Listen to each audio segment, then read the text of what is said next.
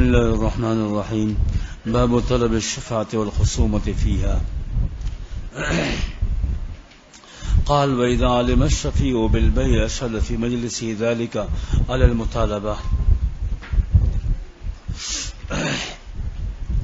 آگے متن کے اندر ہے ثم ينهز منه أي يعني من المجلس ويشهد على البائع إن كان المبيع في يده أو للمبتاع عند الإقرار فإذا فعل ذلك استقرت شفاعته.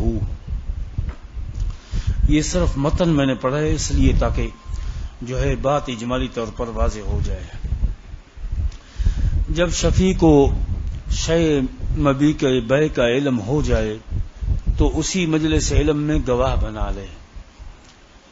علی المطالبۃ، شفع کے مطالبے کا. جب بھی جس مجلس میں اس کا علم ہوا کہ فلاں زمین بکی ہے، چاہے اس میں نفس مبیع میں شریک ہے یا حقوق کے اندر یا پڑوسی ہے، جب بھی اس کو علم ہوا فوراً کہہ دے کہ بھائی میں اس کا شفیع ہوں، مطالبہ کرے اور اس کے اوپر گواہ بنا لے. آگے فرماتے ہیں کہ وہاں گواہ بنا لینے کے بعد مطالبے کے بعد پھر یہ کہے کہ بائع کے پاس چلا جائے اگر وہ شے مبیع ابھی تک بائع کے قبضے میں ہے، اس کے ہاں جا کر گواہ مقرر کر کہ بھئی دو آدمی کو گواہ بنا لے، گواہ رہو کہ یہ اس چیز پر میں شفیع ہوں، میں نے شفا کر دی ہے. اور اگر اس نے مبیع مشتری کے حوالے کر دی تو علی المبتاع، پھر جا کر مشتری کے پاس جا کر گواہ قائم کرے کہ تم گواہ رہو مشتری کے سامنے کہ یہ میرے دو گواہ ہیں، میں اس چیز کا شفیع ہوں جو چیز تم نے خریدی ہے. او عند الإقرار، شے مبیع کے پاس بھی چلا جائے، وہاں جا کر یا تو گواہ بنا لے. فإذا فعل ذلك استقرت شفاعته. یہ جسے کہتے ہیں کہ طلب اشہاد اور طلب تقریر کہلاتا ہے. اور ایک قسم آگے ہے ولا تسقط الشفاعة بتاخیر هذا الطلب. یہ شفا کے اندر تیسری صورت ہے طلب مخاصمہ. یہ عبارت میں نے اس لیے پڑھی تاکہ اجمالی طور پر آپ کو بات سمجھ میں آ جائے. تفصیل یہ ہے شفع کے اندر تین طرح کے مطالبے اور طلب پائے جاتے ہیں، اور اس کے بعد جا کر شفیع کی ملکیت شیء مشفوع کے اندر اور مبیع کے اندر ثابت ہوتی ہے. سب سے پہلا طلب مواسبہ، فوری طلب، جس کو ابتدا میں بیان کی ہے. جب بھی اس کو معلوم ہو کہ شے مبیع بکی ہے، چاہے کسی درجے کا بھی یہ شفیع ہے، اس کی تفصیل کرنے کی ضرورت نہیں ہے، مطلقاً جب بھی اس کو معلوم ہوا فوراً کہہ دے کہ میں جو ہے اس کو طلب کرے اور کہے کہ بھئی میں جو ہے نا اس کا شفیع ہوں، میں شفع کے طور پر یہ چیز لینا چاہتا ہوں اور میں لیتا ہوں. یہ ہے طلب مواسبہ. اور دوسرے طلب اشہاد اور طلب تقریر، اس کے اوپر گواہوں کو مقرر کرنا، گواہ بنانا. اس کی تفصیل آگے والے متن کے اندر آ گئی ہے، میں نے اجمالی طور پر بیان کیا، جس کے پہلے اس کا آ چکے ہیں بیان.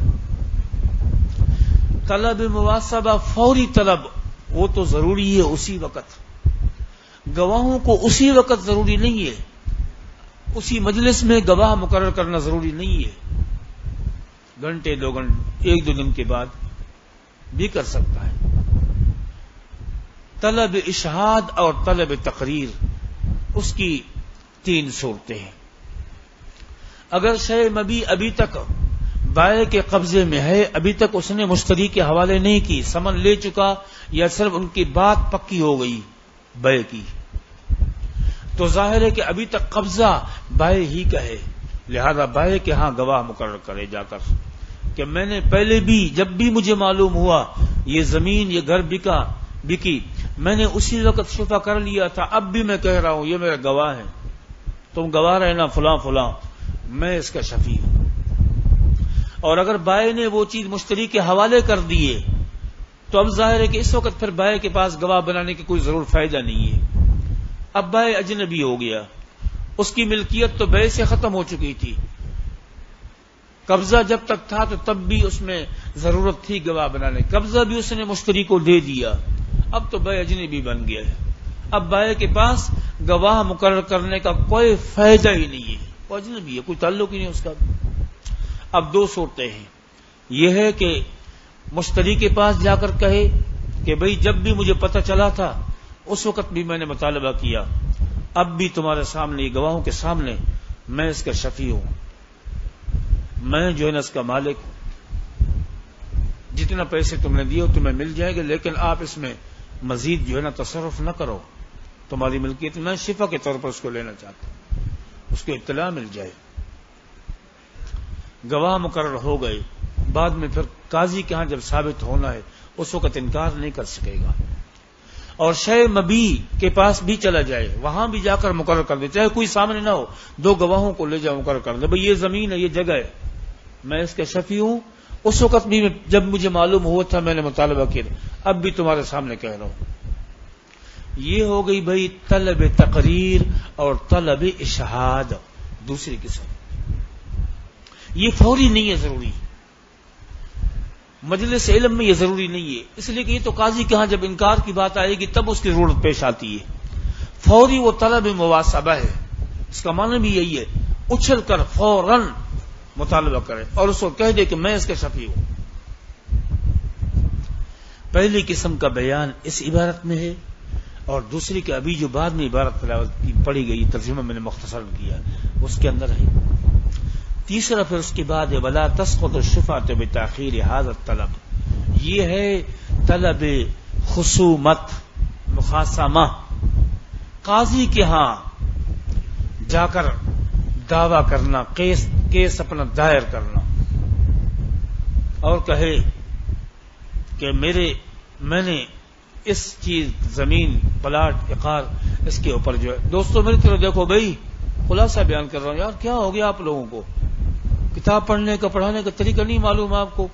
نیچے دیکھ لو کہ میں یہاں تسبیحات ذکر اذکار تو نہیں کر رہا، خلاصے کا وقت مجھے دیکھو بھائی، خلاصہ سمجھ میں آ جائے گا، ترجمہ منٹوں سیکنڈوں میں سمجھ میں آئے گا، خلاصہ سمجھ میں نہیں آئے گا عبارت کے اندر زور لگانا بالکل بے فائدہ ہے. جب سمجھ میں آ جائے گا خلاصہ عبارت منٹوں سیکنڈوں میں نکل جائے گا، پتہ نہیں چلے گا آپ کو. یہ فنی کتاب ہے بھائی، اس کا پہلے خلاصہ سمجھنا ہوتا ہے. سمجھے کہ پورے سبق کا خلاصہ میں 10 منٹ میں آپ کو بیان کر رہا ہوں، باقی ترجمہ ہے بس.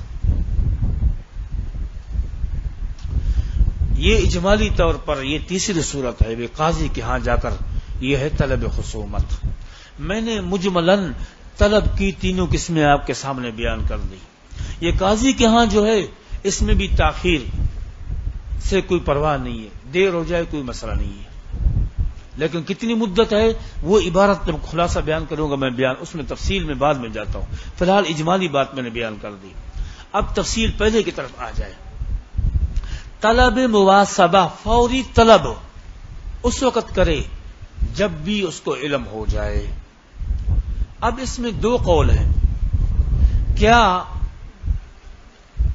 مجلس کے آخر تک مجلس علم، جس مجلس میں شفیع کو علم ہوا اس کے آخر مجلس تک، مجلس کا معنی یہ ہوتا ہے جس کام میں انسان لگا ہوا ہے وہ کام جب تک چلے اس کو کہتے ہیں ایک مجلس. ابھی سبق ہو رہا ہے نا، یہ ایک مجلس ہے. ہم اگر کتاب بند کر دیں، بیٹھے ہوئے یہاں ہیں، خارجی بات شروع ہو جائے، بعض نصیحت شروع ہو جائے، کسی کا قصہ، سبق ختم ہو گیا، گپ شپ شروع ہو گئی، باتیں شروع، یہ دوسری مجلس ہے. مجلس کے یہ معنی نہیں کہ ایک مرتبہ بیٹھے رہے، نا جس کام کے اندر ہیں وہ کام جب تک ہوتا رہے وہ ایک مجلس کہلاتی ہے. تو شفیع کو جس مجلس میں جس وقت علم ہوا تھا تو کب تک اگر تاخیر کرے گا تو اس کا یہ جو نا شفا کا حق، چونکہ عارضی حق ہے، پہلے آ چکا ہے، معمولی سے اعراض سے بھی وہ ختم ہو جاتا ہے. تو بھئی کتنی مدت تک، کتنے وقت تک اس کے اس فور کا تعلق کہاں تک ہے، فوری مطالبے کا جسے کہتے ہیں وقت کب تک ہے، بالفاظ دیگر. امام محمد رحمہ اللہ سے اور دوسرے حضرات سے دو قول ہیں. ایک قول یہ ہے کہ بھئی فوراً اسی وقت، اور ایسا کام جو انسان کو انتہائی مجبوری میں ہے، پانی پی رہا ہے، پانی ظاہر ہے کہ اس وقت پی لے، اس کے بعد کر لے، اتنا تو کوئی مسئلہ نہیں ہے۔ ایک قول یہ کہ فوری ہے، بس مجلس کے آخر تک نہیں جائے گا، بلکہ بس جب بھی اس کو معلوم ہو اسی وقت کہہ دے۔ اگر تھوڑی دیر کے لیے اس نے سکوت اختیار کیا، توقف اختیار کیا، ختم۔ دوسرا قول یہ ہے کہ نہ، اس مجلس کے آخر تک اس کو اختیار رہے گا، جیسا کہ مخیرہ، وہ خاتون جس کو اس کے شوہر کی طرف سے اختیار دیا گیا براہ راست یا کسی وکیل اور رسول کے واسطے سے، ماں باپ کے واسطے سے، بہن بھائیوں کے واسطے سے، شوہر نے کہا کہ بھئی اگر تم طلاق چاہتی ہو تو میری طرف سے جو ہے نا تمہیں طلاق ہے، اگر تم، گویا کہ تفویض طلاق جس کو کہتے ہیں، وہ بالاجماع مجلس کے آخر تک اس کو اختیار ہوتا ہے تاکہ اس کو سوچنے کا موقع دیا جائے۔ ایک چیز جب انسان ایک کام کرتا ہے تو اتنا اس کو موقع دیا جائے کہ غور و فکر کر لے۔ اسی مجلس کے آخر تک اگر اس نے اپنے اختیار استعمال کر لیا اور کہا ہے کہ ہاں میں نے مثلا اپنے آپ کو اختیار کر لیا اور طلاق اپنے آپ کو دے دی جس کا مجھے حوالے کیا گیا تھا، اختیار دیا گیا تھا، تو اس کو طلاق واقع ہو جائے گی۔ لیکن اگر وہ مجلس برخاست ہو گئی، اس وقت اس نے طلاق کو جسے کہتے اختیار نہیں کیا، خاموش رہی، دوسرے کام میں لگی یا اٹھ کر کسی اور کام میں چلی گئی، تو اس صورت میں بالاجماع اس کا یہ اختیار ختم ہو جاتا ہے۔ ٹھیک، یہ امام محمد کا دوسرا قول ہے۔ امام کرخی رحمہ اللہ نے اسی کو اختیار کیا۔ مفتہ بھی قول یہی ہے، خلاصہ یہ ہے، ختم بات، بس۔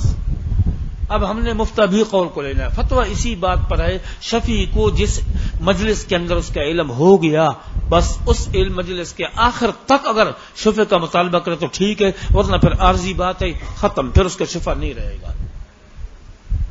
اب اس کے بعد چند جزیات۔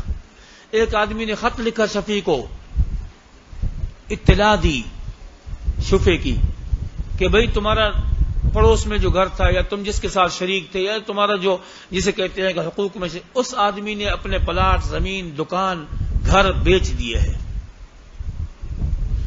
اگر وہ خط کی ابتدا میں یا درمیان کے اندر جو ہے نا اس کا تذکرہ تھا اور اس نے پڑھتے پڑھتے اس کو پڑھ لیا اور اختیار نہیں، خط کے آخر تک چلا گیا، تو پہلے قول کے اعتبار سے اس کا اختیار ساقط ہو گیا، اس کا شفیع کا حق باطل ہو گیا۔ لیکن مفتہ بھی قول مجلس کے آخر تک ہے، اس مجلس میں جب تک بیٹھا ہوا ہے اختیار برقرار ہے۔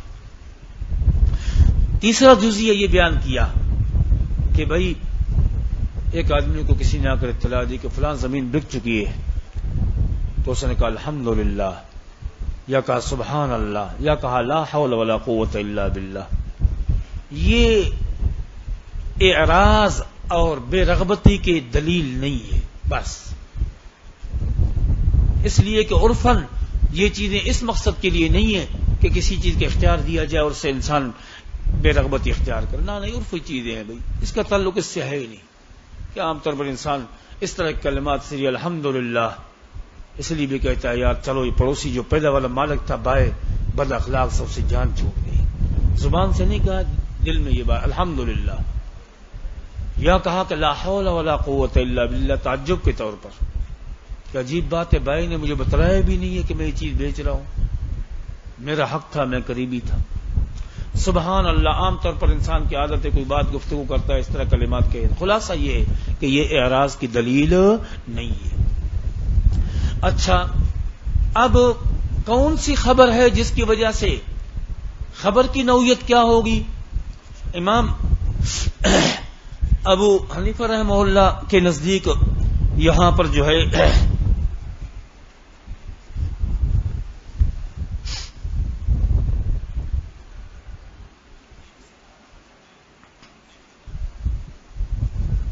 امام صاحب رحمہ اللہ فرماتے ہیں کہ بھئی اس خبر کے اندر عدالت شرط ہے کہ جن لوگوں نے آ کر شفیع کو بتلایا ہے اگر وہ عادل ہیں اور ان کی اطلاع ملی، اب بھی اگر اس نے شفیع کا دعویٰ نہیں کیا تو اس کا حق باطل ہو جائے گا، اور وہ مخبر کی عدد کیا ہے کہ 1-2 مرد جو ہے نا ہوں یا ایک مرد اور 2 عورتیں ہوں، تو اس صورت کے اندر انہوں نے اگر اس کو اطلاع دی اور پھر بھی اس نے دعویٰ نہیں کیا، اس کا حق باطل ہو جائے گا۔ صاحبین کہتے ہیں کہ نہ بھائی، یہاں عدالت یا جسے کہتے ہیں کہ شہادت کی شرط نہیں ہے۔ اگر ایک عادل آدمی بھی، ایک عورت بھی، اگر بچہ سمجھدار بھی اس کو آ کر کہتا ہے کہ بھئی تمہارے ساتھ والی زمین یا تمہارے شریک کی زمین جو ہے بک چکی ہے، اب بھی اگر یہ خاموش ہو جاتا ہے تو تب بھی اس کا حق باطل ہو جائے گا۔ صاحبین کے قول یہاں قوی ہے۔ کیوں؟ اس لیے کہ بھئی یہ جو شفعے کا مسئلہ ہے اس میں الزام نہیں ہے کسی کے، اپنے حق کی بات ہے، اگر وہ کرے گا تو ٹھیک ہے، اس صورت میں ورنہ اس کا حق ضائع ہو جائے گا، چلا جائے گا۔ تو اس لیے یہ ضعیف حق ہے، اس میں ایک آدمی کی گواہی بھی کافی ہے، معتبر ہے، کام چل جائے گا۔ اس کے باوجود بھی اگر اس نے اس کی جو ہے نا دعویٰ نہیں کیا تو اس کا حق کا شفع جو ہے باطل ہو جائے گا۔ باقی شفع کرنے کا طریقہ کیا ہے؟ عرفی الفاظ ہے بھائی، صاحب ہدایت نے کچھ انداز اختیار فرمایا، یہاں کچھ عبارتیں نقل کی، عرف کے اندر جو ہے نا جو الفاظ استعمال ہوتے ہوں بھی ان کا اعتبار ہوگا۔ بھائی میں اس زمین کا، اس پلاٹ کا شفیع ہوں، میں نے اس کو لے لیا ہے، بھائی مشتری کو میں نے نہیں دینا، یہ میں خود ہی لوں گا، یہ بھی شفعے کے الفاظ ہے۔ جو بھی الفاظ اور کے اندر ہیں بس وہ معتبر ہے۔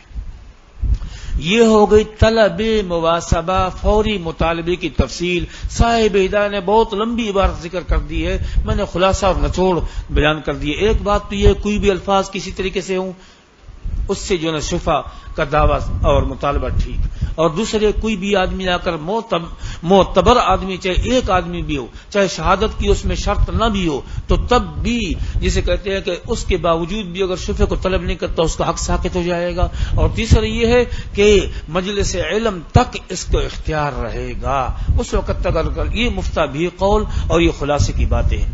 اب پہلی بات کہ جو ہے نا لمبی عبارت میں عرض کر رہا ہوں، بس خلاصہ ان کا یہی بات ہے، اس کا ترجمہ دیکھ لیں اور بات والی عبارت کے خلاصہ میں عرض کرتا ہوں۔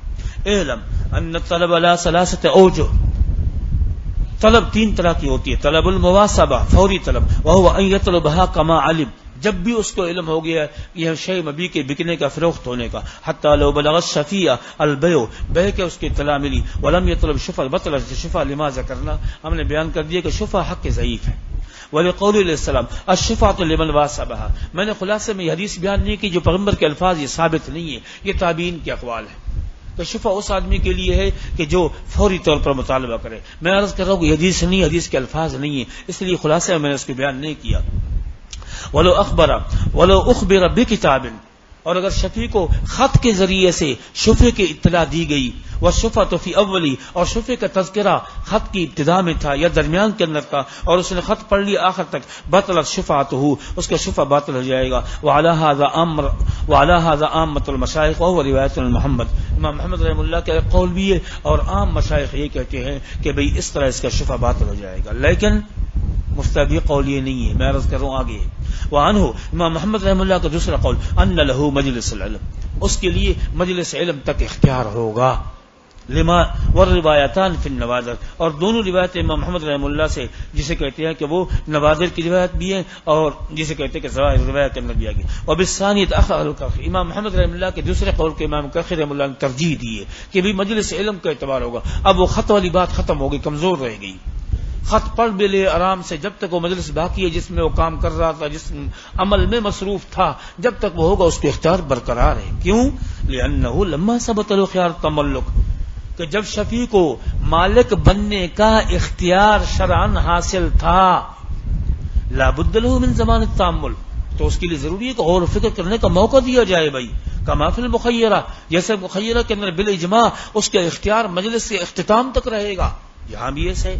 ولو قال بعد ما بلغ البيع الحمدللہ، یہ اب مثالیں دے رہے ہیں۔ جب اس کو بے کی شے مبی کے بکنے کی اطلاع، فروخت ہونے کی اطلاع ملی شفیع کو، اس نے الحمدللہ پڑھے، لا حول ولا قوت الا باللہ، او قال سبحان اللہ، لا تبطل شفاعت، اس کا شفع اس سے باطل۔ یہ اعراض کی دلیل نہیں ہے، بے رغبتی کی دلیل نہیں۔ کیوں؟ لأن اللہ الحمدللہ خلاص من جواری، اس لیے کہ ممکن ہے کہ الحمدللہ اس نے اس لیے پڑھا ہو کہ الحمدللہ جو پہلا بائع تھا اس کی جو ہے نا اس سے اس کی جان چھوٹ گئی۔ والثانی تعجب، اور دوسرا لا حول ولا قوت بطور تعجب کو اس نے کہا ہو، کیا؟ لقصد اضرارہ، کہ چونکہ بائع نے اس کو نقصان پہنچانے کا ارادہ کیا ہے اور بائع نے شفیع کو بتلایا تک نہیں ہے۔ افسوس ہے، حیرت کی بات ہے، لا حول ولا قوت الا باللہ. یہ ایک احتمال ہے، چاہے بطور ذکر کہہ دیا پھر تو کوئی مسئلہ ہی نہیں ہے. یہ بھی جب کئی سارے احتمالات آ گئے بھائی، عرف کے اندر یہ اعراض کی دلیل نہیں ہے، خلاصہ عرف والی بات ہے بھائی، ذہن میں رکھنا ان مسائل کے اندر. والثالث لافتتاح کلامی، عرف کے اندر ایسا ہوتا ہے، ذکر اذکار کے لیے بھی ہوتا ہے. کوئی انسان اور عام سوچ غور فکر میں بیٹھا ہو، پھر اس نے ایسے سبحان اللہ کہہ دیا، اس سے کوئی تعلق ہی نہیں ہے پھر تو. فلا يدل شيء منها الاعراض، منها ان کلمات میں سے کہہ دیں تو اچھا ہے، ان میں سے یا کل واحد میں سے کوئی بھی ایک اعراض پر دلیل نہیں کرتا. وكذا اذا قال من ابتاعها وكم بيت لانه يغضب. یہ خلاصہ میں نے بیان نہیں کیا. شفیع کو اطلاع ملی، شفیع نے پوچھا کہ بھائی خریدار کون ہے، کس نے خریدا ہے؟ یہ فلاں نے خریدا ہے. اگر اتنی بات اس نے معلوم کی، اتنی دیر تک خاموش رہا، پھر اس کے بعد اس نے کہا کہ بھائی میں شفیع ہوں، تو تب بھی اس کا حق شفا باقی ہے. یا ثمن اور قیمت معلوم کی، بے کتنے میں بکی ہے، اتنے میں بکی. اچھا، غور و فکر کر رہا ہے، سوچ رہا ہے، کوئی مسئلہ نہیں. اتنی مجلس تک تو آخر مجلس تک اس کے اختیار ہے. اس طرح بھی پوچھ لینے کے بعد بھی خاموش رہا تھوڑی دیر کے لیے، کوئی حرج نہیں ہے. اب بھی اس کا شفا باطل نہیں ہوا. کیوں؟ اس لیے کہ انسان جو ہے نا، جب کسی چیز کو خرید رہا ہے تو شفیع خریدے گا نا پیسوں کے ساتھ، یار مفت میں تھوڑی لے گا. تو کبھی بڑی قیمت پر انسان راضی نہیں ہوتا ہے، مناسب قیمت پر، مناسب دام پر راضی ہوتا ہے. قیمت معلوم کر رہا ہے، یہ اعراض کی دلیل نہیں ہے. خریدار کے بارے میں معلوم کرنا چاہتا ہے، اگر اچھا آدمی ہے تو ٹھیک ہے، کوئی آنا تو نقصان رسا نہیں ہے. اور اگر اس کو جانتا نہیں ہے، دوسرا آدمی ہے یا اس کے مزاج سے واقف ہے اور اس کو جو ہے کہتا اپنے پڑوس میں اور اپنے ساتھ شریک نہیں کرنا چاہتا، تو اس طرح اگر اس نے معلومات کر لی تو کوئی حرج نہیں. اس سے جو ہے شفع کے حق ساقط نہیں ہوگا، باطل نہیں ہوگا. یہ اعراض کی دلیل نہیں ہے، خلاصہ یہ ہے. او وکذا، اسی طرح یہ اعراض کی دلیل نہیں ہوگی. اذا قال، شفیع کو جب اطلاع ملی، اس نے پوچھا من ابتاعها، کس نے خریدا، خریدار کون، وبکم بیت، اور اس کی قیمت کتنی قیمت پر بکی.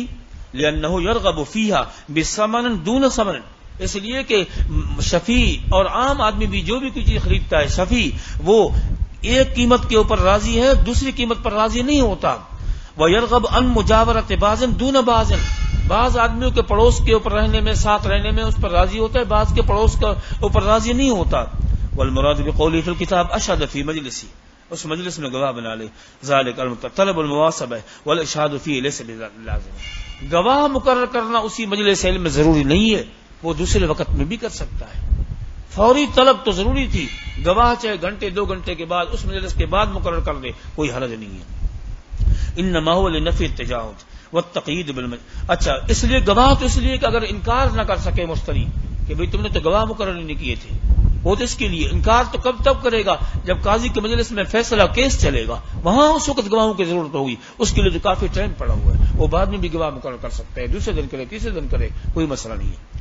والتقیید بالمجلس اشارۃ الی مختار القرض، اس سے معلومات امام کاخی رحمہ اللہ کے قول کو صاحب قدوم ترجیح دی کہ مجلس کے آخر تک جو ہے نا اختیار رہے گا.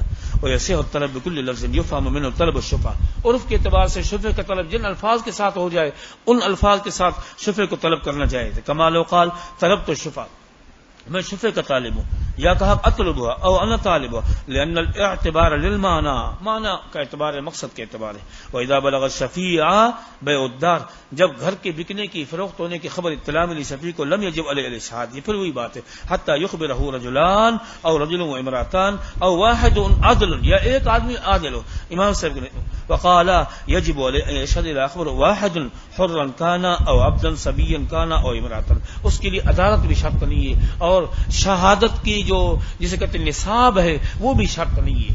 غیر عادل آدمی بھی، نابالغ تک، وہ بھی اگر کہہ دے، اس کو یقین ہو جائے کہ واقعی یہ خبر سچی ہے، اس کا دل مطمئن ہو جائے، ظن غالب اس کو حاصل ہو جاتا ہے کسی بھی خبر سے. اذا كان الخبر حقا واصل الاختلاف في عزل الوکیل، اور یہ اختلاف جو ہے نا وکیل کے عزل کرنے میں، معذور کرنے میں. وقد ذکرنا بجلالی وخواتی فيما تقدم، ایک آدمی نے کسی کو وکیل بنایا کہ بھئی تم میرا فلاں کام کر دو، میری طرف سے وکیل بن کر یہ کام کر دو. اب یہ وکیل ہے اس کی طرف سے، یہ وکالت سے کب معذور ہوگا؟ صاحبین فرماتے ہیں کہ جب وکیل کو آدمی شہادت کی شرط نصاب پایا جائے، یا اس کی صفت یعنی ایک عادل آدمی ہو یا 2 آدمی، اس کو کہیں بھئی تمہیں جو ہے نا تمہارے موکل نے جو ہے وہ معذور کر دیا ہے اور اس نے کہا بھی یہ تم کام نہ کرو، بس تم اس کام کو چھوڑ دو، میں جانو میرا کام جانے، تو اس صورت میں تو معذور ہو جائے گا۔ اور اگر یہ ہے کہ جسے کہتے ہیں اگر شہادت کا نصاب نہیں ہے، ایک خاتون ہے، بچہ ہے، یا ایک جو ہے جسے کہتے ہیں کہ ایسے فاسق فاجر آدمی عادل نہیں ہے یا جس کی باتوں میں یقین نہیں ہے، تو اگر اس نے بتلا دیا تو اس کی وجہ سے جو ہے وکیل اپنے عہدے ذمہ داری سے معزول نہیں ہوگا۔ اور صاحبین فرماتے کہ نہ، یہاں معزول ہو جائے گا، تو اصل اختلاف اس کا ہے۔ وهذا بخلاف المخيرة، بخلاف مخیرہ کے وہاں مسئلہ یہ اذا اخبرت عنده لانه ليس في الزام حکم، اس کے اندر امام صاحب بھی فرماتے ہیں کہ اس میں بھی شہادت کا نصاب ہونا ضروری نہیں ہے، اس لیے کہ وہاں تو اپنے آپ کو اختیار کرنا ہے، شوہر کے اوپر کوئی چیز لازم نہیں ہے، شوہر نے خود ہی اختیار دی ہے، برخلاف شفیع کے یہاں چونکہ دوسرے کے اوپر ایک چیز کو لازم کرنا ہے، اس لیے یہاں نصاب شرط ہے۔ اور بخلاف ما اذا اخبره المشتری، ہاں اگر مشتری نے خود خبر دے دی تو اس صورت کے اندر بھی امام صاحب بھی فرماتے ہیں کہ پھر شہادت کی شرط کوئی نہیں ہے، کیونکہ خود مشتری نے بتلا دیا، لأنه خصم، اس لیے کہ وہ براہ راست اس کا مد مقابل ہے، جھگڑا اس سے چل رہا ہے، والمعتبر والعدالة غیر معتبرة فی الخصوم، اور جھگڑے کرنے والوں میں آپس میں ایک دوسرے کے ساتھ جو ہے نا وہ اس کے اعتبار سے عادل نہیں ہوتا، اور وہاں شرط نہیں ہے۔ والثانی طلب التقریر والاشہاد، یہ بھی ضروری ہے، کیوں؟ لأنه محتاج الیہ، اس لیے کہ اس کی طرف شفیع محتاج ہے، کیوں؟ لاثبات ان القاضی علی ما ذکرنا، ولا يمكن الاشہاد ظاہرا علی طلب ولا يمكن الاشہاد، اور اشہاد اس کے لیے ممکن نہیں ہے، ظاہر ہے کہ بغیر جب تک گواہ نہیں ہوگا اس کو قاضی کہاں ثابت کر سکے گا۔ ظاہر لا طلب المواسبة لأنه لا فور العلم بالشرع فيحتاج بعد ذلك إلى طلب الإشهاد والتقوية وما قال في الكتاب ثم ينهز منه أي من المجلس ويشهد على البائع، بائع کے اوپر گواہی دے ان كان المبيع في يده معناه لم يسلم إلى المشتري او المبتاع، مبتاع لفظ ایسا ہے بھائی باب افتعال میں اسم فاعل کے معنی میں بھی استعمال ہوتا ہے اور اسم مفعول کے معنی، جب تقدیری عبارت نکالتے ہیں تو مبتاع یا مشتری جسے کہتے ہیں کہ مبتاع جیسے مصطفیٰ کے، اس طرح کے بعض الفاظ ہیں اسم فاعل اسم مفعول دونوں میں برابر کے شریک ہوتے ہیں۔ او عند الاقرار، یا زمین یہ شے مبیع ہے، فاذا فعل ذلك استقرت شفاعته، جب یہ دو چیزیں ہو گئی ابھی تک طلب مواسبہ طلب اشہاد، وهذا لان كل واحد منهما خصم فی، اس لیے کہ ان دونوں میں سے مشتری اور بائع میں سے ہر ایک خصم ہے، تو ہر ایک کے ہاں جو ہے نا اس کو گواہ مقرر کرنا ہے، لان الاول الید، اس لیے کہ جب تک شے مبیع بائع کے ہاتھ میں تو قبضہ اسی کا ہے، لہذا وہاں بھی گواہ مقرر کرنا ضروری ہے۔ وللثانی الملک، اور حقیقی ملک تو مشتری کی آ گئی ہے، اس لیے اس کے ہاں بھی وَكَذَا يَصِحُ الْإِشْهَادُ عِنْدَ الْمَبِيعِ لِأَنَّ الْحَقَّ مُتَعَلِّقٌ بِهِ، اس لیے کہ حق مبیع کے ساتھ بھی متعلق ہے، اس لیے وہاں بھی گواہ مقرر کر دے۔ فَإِنْ سَلَّمَ الْبَائِعُ الْمَبِيعَ لَمْ يَصِحُ الْإِشْهَادُ عَلَيْهِ، اگر مبیع جو ہے نا بائع نے مشتری کے حوالے کر دیا، اب بائع کے ہاں پر ضرورت نہیں ہے اشہاد اور گواہوں کو مقرر کرنے کی، کیوں؟ لِخُرُوجِهِ مِنْ أَنْ يَكُونَ خَصْمًا، اب تو بائع اجنبی بن گیا ہے بھائی، اذ لا ید لہ ولا ملک، اس کی ملکیت تو پہلے ہی نہیں تھی جب اس نے مشتری کو بیچ دی تھی، اور قبضہ بھی مشتری کو دے دیا تو اس کا قبضہ بھی نہیں رہا، اب کسی طرح بھی اس سے مبیع کا تعلق نہیں رہا، فصار کالاجنبی۔ وصورت هذا الطلب ان يقول، اب یہ طلب کیا ہے؟ گواہوں کو مقرر کرنے کا طریقہ بتلا رہے ہیں، ان فلانا اشترى هذه الدار وانا شفيعها وقد كنت طلبت الشفعة، اس سے پہلے بھی میں نے شفعہ طلب کیا تھا، اب بھی میں شفعہ طلب کر رہا ہوں، فلاں زمین فلاں پلاٹ فلاں گھر فلاں آدمی نے خریدا ہے، واطلبها الان فاشهدوا على ذلك، تم میرے گواہ رہو، یہ طلب اشہاد تقریر کا مطلب ہے۔ وعن ابی یوسف انه یشترط تسمیۃ المبیع وتحدیدہ، امام یوسف رحمۃ اللہ علیہ فرماتے ہیں کہ بھئی جس چیز کو جو شے مبیع ہے اس کی حد بندی حدود اربع بھی اور اس کی بھی تعین کر دی ہے، فلاں مکان ہے، فلاں پلاٹ ہے، فلاں زمین ہے، اس کی اتنا ہے اور یہ نام بتا دی، لان المطالبۃ لا تسع الا فی معلوم۔ والثالث طلب الخصومہ والتملک، تیسری قسم طلب خصومت اور طلب تملک، وسنذکر کیفیت من بعد ان شاء اللہ تعالی۔ قال ولا تسقط الشفعة بتاخیر هذا الطلب، یہ طلب خصومت اور طلب تملک ہے۔ سمجھ میں آ گیا بھائی؟